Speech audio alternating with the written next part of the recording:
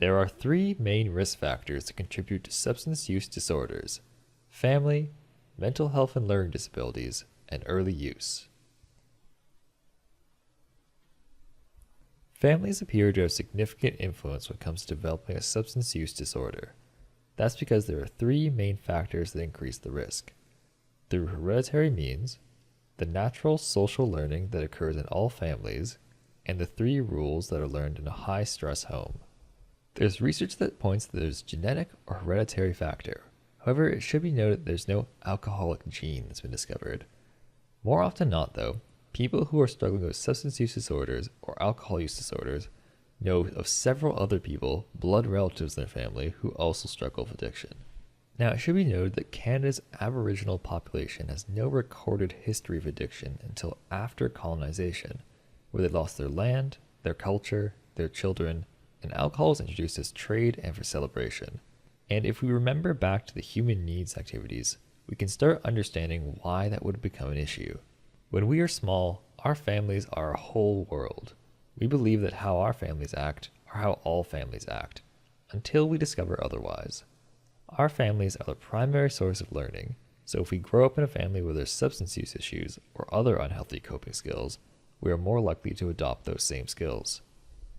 There are three common rules that are learned in highly stressed, addicted, severely mentally ill, or abusive families. The first rule is don't talk. This sounds like, what happens in this house stays in this house. Even between family members, nobody really talks about what's going on. There are a lot of lies and excuses. Rule number 2, don't trust. Children learn that they cannot trust the highly stressed family members to fulfill their family roles or promises. They also learn that they can't trust their own feelings.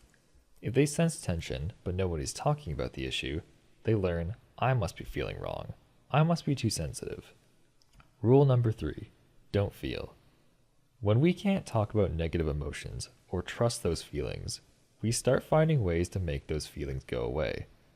Alcohol and other drugs work to temporarily change feelings. Growing up with these rules would make people vulnerable to ongoing substance use. Alcohol and other drugs relax the body and change thoughts and feelings. For this reason, people who have mental health issues and learning disabilities are at a higher risk for repeatedly using substances, which increases the risk of developing a substance use disorder.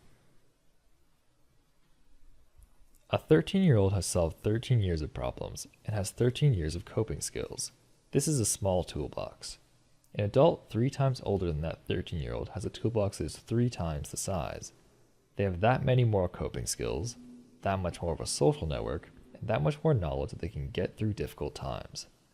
If that 13-year-old has struggled to meet some of their human needs, if they have alcohol, it might become the answer to all their problems.